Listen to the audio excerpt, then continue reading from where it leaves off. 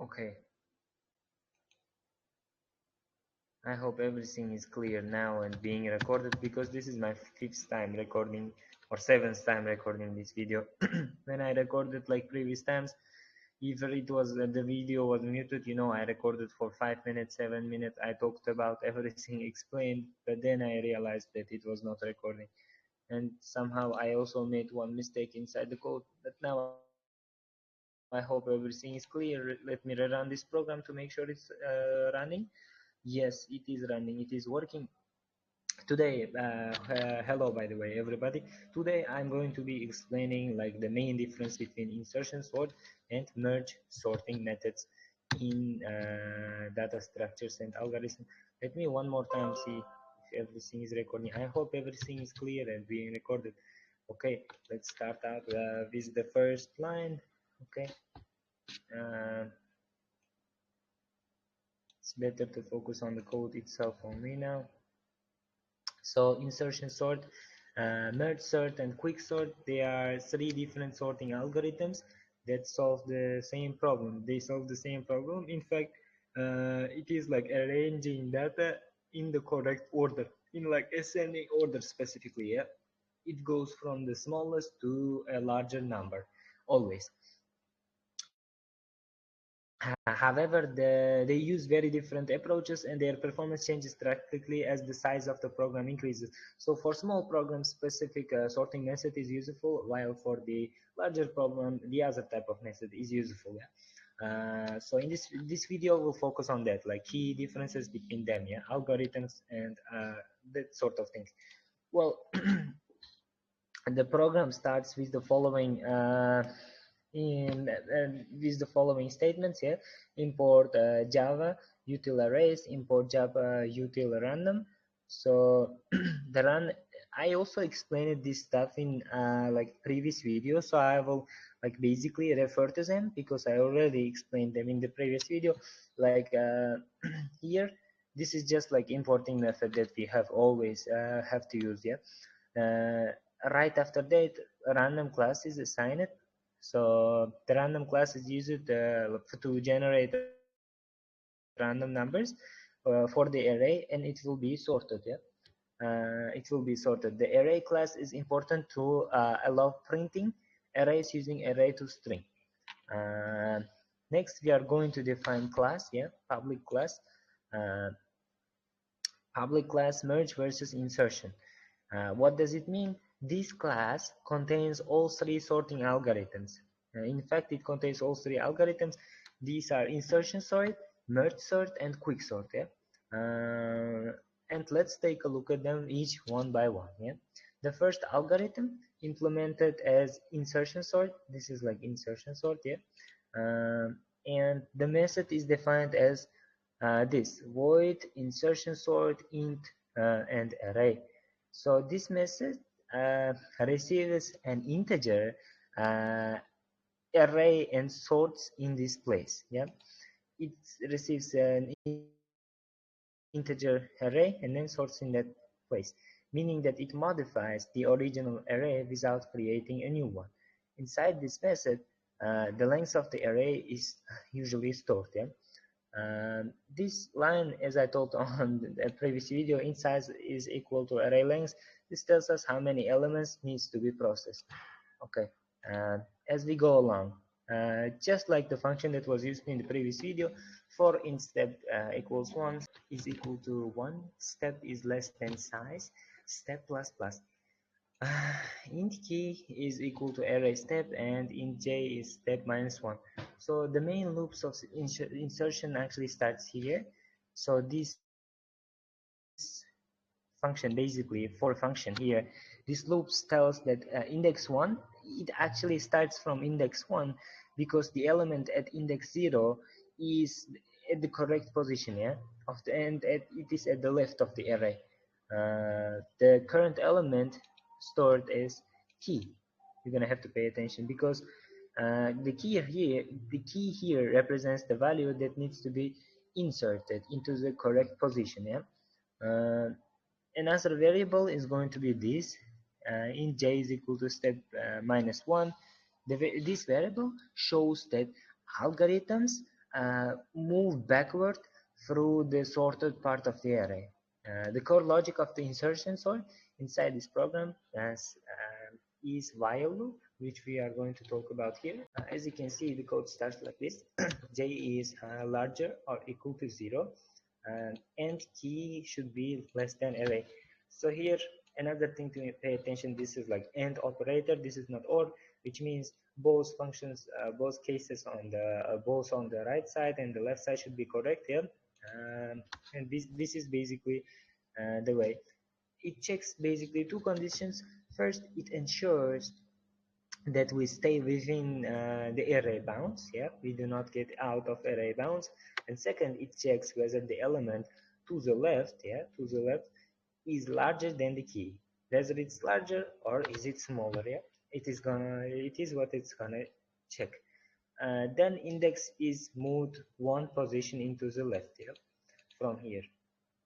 As we go along, once this loop ends, uh, it's placed into its correct position. Yeah, insertion sort is actually very easy to understand and works well for small databases, but it becomes very slow for large arrays because it performs many comparisons and shifts. So when you make a larger array, it's going to be very difficult for insertion sort method to sort data. That's why we are using a MergeSort. We will start writing the code for MergeSort from here.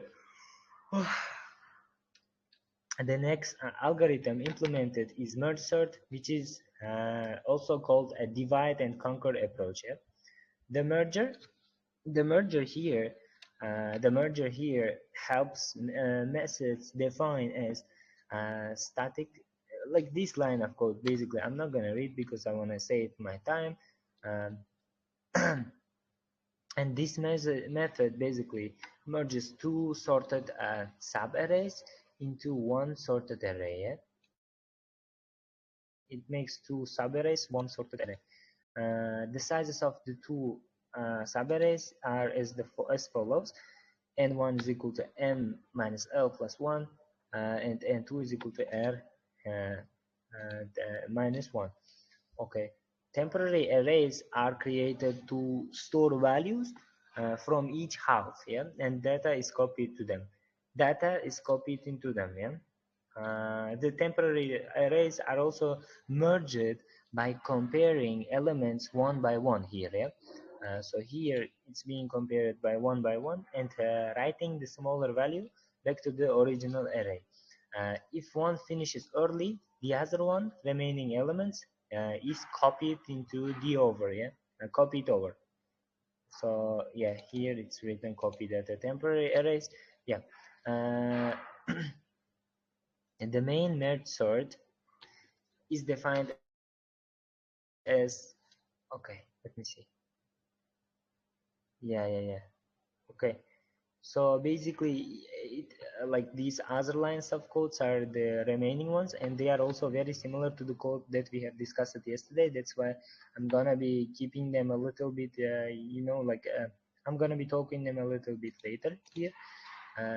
But here, main function here starts out static void merge sort int array and int l and int r.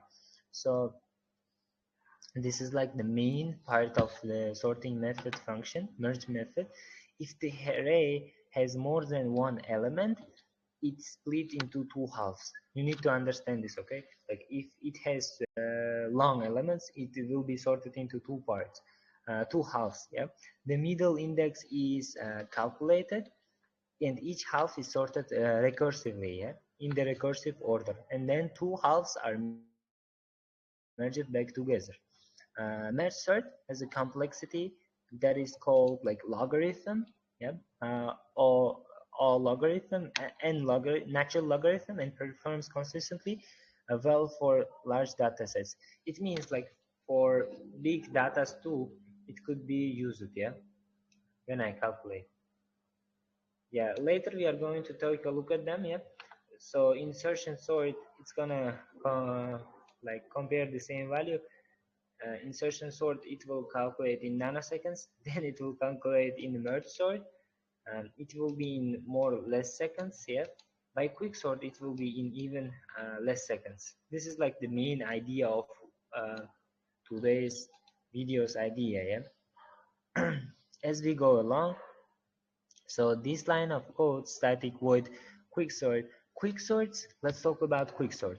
So quicksort works by selecting a pivot element, and also it rearranges the array so that elements smaller than or equal to the pivot on the left side, and the elements longer to the right side. The pivot go to the right side, so larger than the pivot to go to the right. Okay. In this implementation, the pivot here is chosen as the last element of the array. Yeah, as the last element of the array. Int pivot are high is written here. Yeah, here it's written int pivot equals are high. It means it is chosen as the last element of the array. After partitioning, yeah, after partitioning, wait, sorry. After partitioning here, the program starts in the main method. Yeah, here it starts in the main method.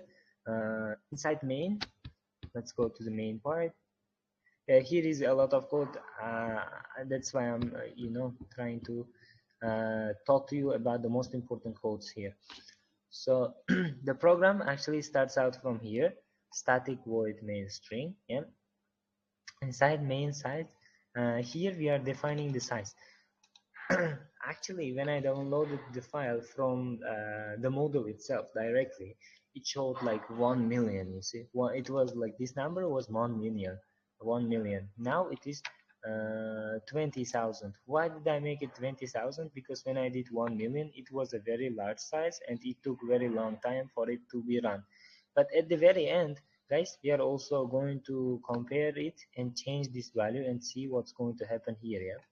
But when I changed it to 20,000, I just randomly grabbed this number, 20,000. It was taking much less time for it to be run, so it is easier for me case wise. Yeah, it's easier for me to understand. But it will do the same thing, whether it's a smaller number or a larger number. It will be in the same way. So for larger number, this guy is going to be much easier. Yeah, quick sort, and just like that. Yeah. This size like 20,000 is actually large enough to demonstrate performance difference, but it's also small enough so that insertion sort can still finish a reasonable amount of time. It's not very less. Yeah, it's not like 3,000 or 200 only. So 20,000 is very decent number. But yeah, as I told, at the end we are going to take a look at it. Yeah. If we go a little bit further, hold on. Yeah, here we are randomizing elements. Yeah, I'm using this function specifically. I have actually modified it a little bit because like random here enables us to choose random numbers. So for int I0, I less than size, I plus plus, data is this and this. This ensures a very fair comparison. Yeah, the same data, original data, is copied 3 times, so it will be the same data copied over and over again. Yeah. So as we are going along, int for insertion, data clone. I'm cloning the data to make sure it's gonna be the fair comparison between them. Yeah.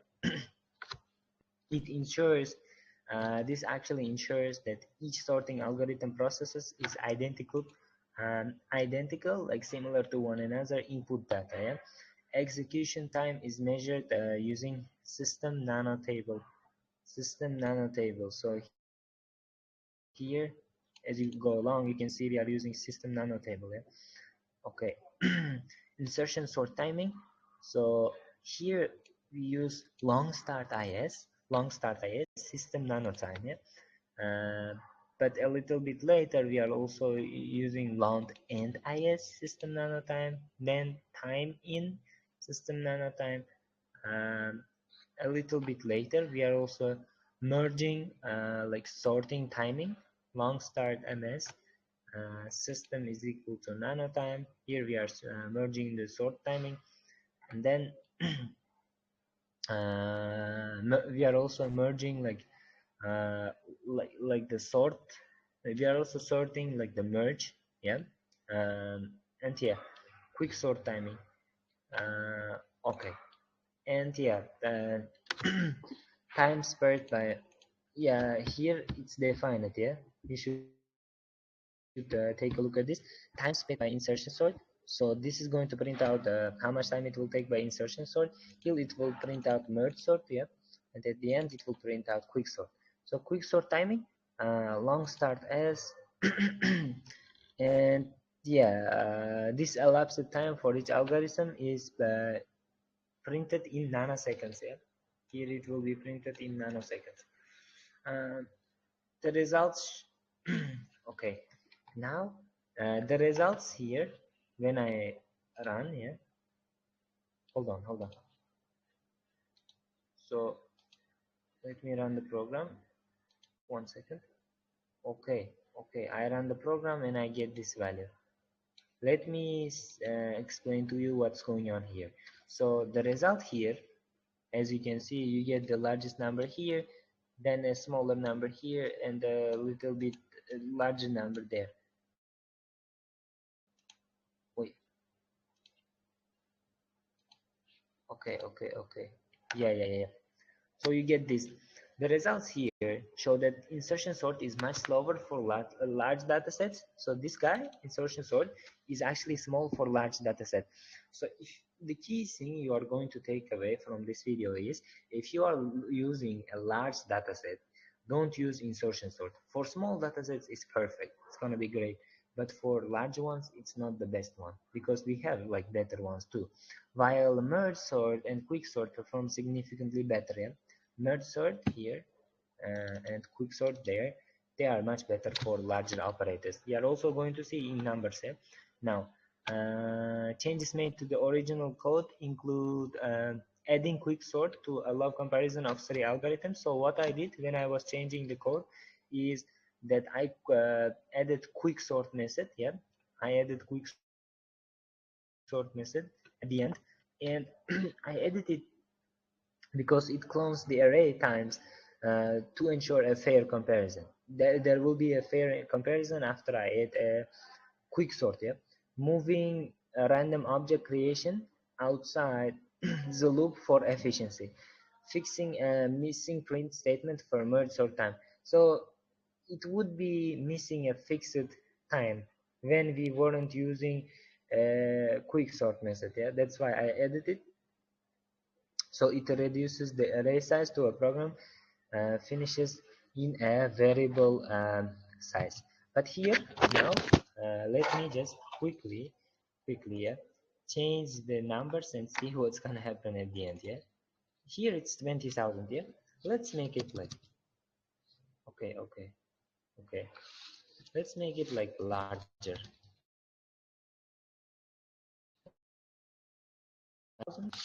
Let's run this 50,000.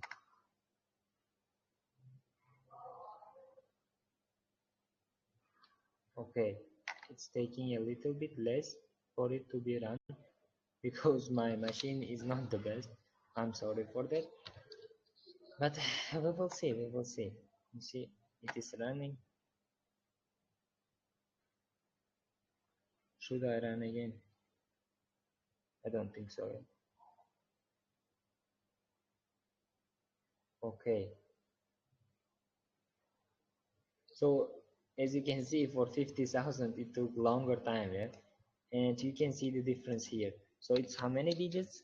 Like 1 2 3 4 5 6 7 8 9 10. 1 2 3 4 5 6 7 8 and 2 4 6 8 9. As you can see, guys, this is the largest number, so this is still a large number. You see, when I make it 50,000, it's a large number. That's why it's taking the most time. Insertion sort here, it's a 10-digit number. I don't I don't really want to say which number, but you guys can see. But The second largest time is quicksort. It's taking much longer time, but MergeSort for large data is perfect. But let's also see it with like smaller numbers, like 4,000 maybe. Why not? 4,000. Let's try. Which one is gonna take how much minutes? How much seconds? Let's see. 4,000. Okay, okay. I'm sorry for slow time. Like it's being run slowly because my machine is really slow. Like actually. Yeah, as you can see here, the comparison is actually different. 2, 4, 8, 2, 4, 7, 2, 2, 4, 7.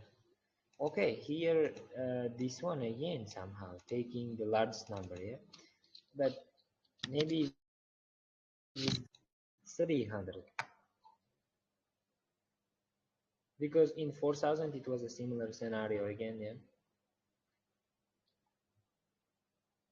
300 is gonna work, like very small number. Let's see if it's gonna work. I mean, insertion sort should take the least time for this one, you know. The smaller the number is, the better insertion sort should work for that. Here, as you can see, it's taking this much time, 6-digit time. This one is taking something. Still, it's taking somehow lower. But yeah, this was basically the main idea behind today's lessons. But I can also do one. This is like less than, because originally it was in 1 million. Let's see, 1 million. But I'm sure it's gonna take a very long time, or is it not? Let's see. Like it's being downloaded. No, no, like updated yet. I did 1 million. Let's see, 1 million. How it's gonna differ. Yeah. It's very interesting program actually. Like if you understand this concept, it would be as better for you to understand like other concepts in Java, in like data structures and algorithms. But it's taking a very long time. I wonder if it's even gonna print this one. We can wait, I guess, 30 seconds and then we can finish. If it's gonna print, it will print. If not, maybe on the next video I will explain. Because we don't have much time for this video. It's already like 15-20 minutes, I guess.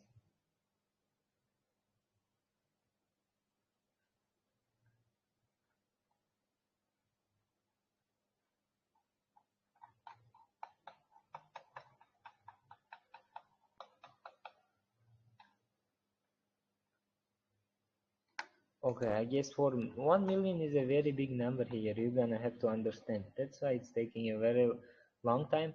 Maybe I should have switched off other methods and only run it with the like merge method. But I don't know. It's taking too much time. But basically, this is about it for today's video. Yeah. Yeah. I think this is pretty much it.